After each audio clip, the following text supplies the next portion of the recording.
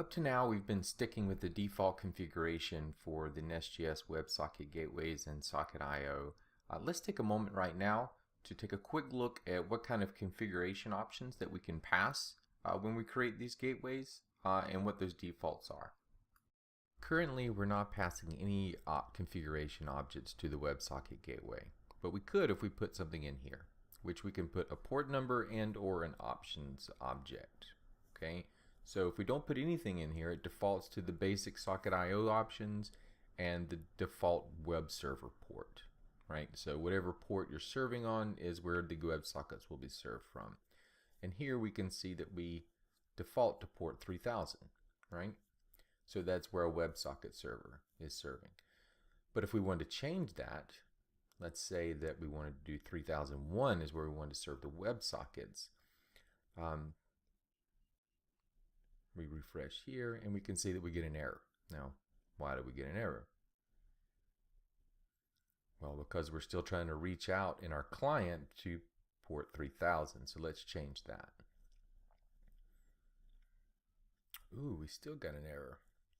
It's because I didn't fully qualify the path name, so we need to put in the port number here as well. And now it's all good, right? In addition to the port, we can also pass an options object right afterwards. And we'll go over to the Socket.io page to see what options we can pass. Pretty much all of these options here we can pass in here. We're not going to deal with all of them in this video. There's a few that we'll pay special attention to. First is path, serve client. I don't know that I'm going to get into the transports, but if you wanted to limit, the fallback to polling on WebSockets, you could use that to restrict it.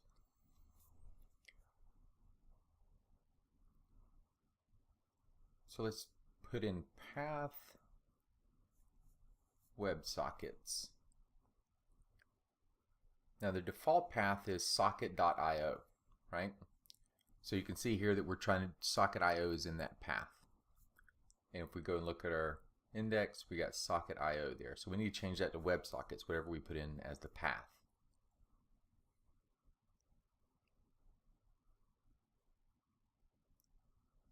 And yeah, I think we're good to go. Let's refresh. Ooh, we're still getting an error. Why is that? So what we have to do is come down here and add in an options here and put the path so that the client knows what path it should be using as well.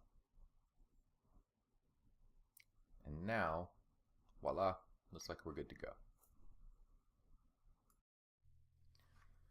The next option we have is serve client, which controls whether or not we serve that Socket.io client file directly from our WebSocket server. So you can see when I put that defaults, this is no longer finding that. And if I put it back to true, we'll come over and see that it is serving it. Just refresh, and we're good to go once again. Now there's one more option I want to talk about, and that's namespace. And that's not a server option, even though you can look up namespaces on Socket.io. It's not necessarily an option you pass, but it is something we pass when we do it through NestJS. And it's important to know that even if you don't put a namespace, you're always using namespace. You're just going to be in the root namespace, right? So if I just put that slash, we can see that it's running well.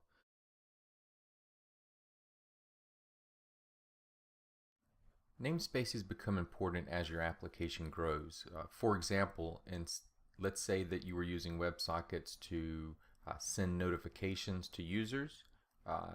You were also using it, let's say you had a couple of chat rooms in your app, and then let's say you were also using WebSockets to stream some data, on some pages, right? You wouldn't necessarily want to pollute one namespace with all of those different, event listeners that were handling all this, really separate functionality.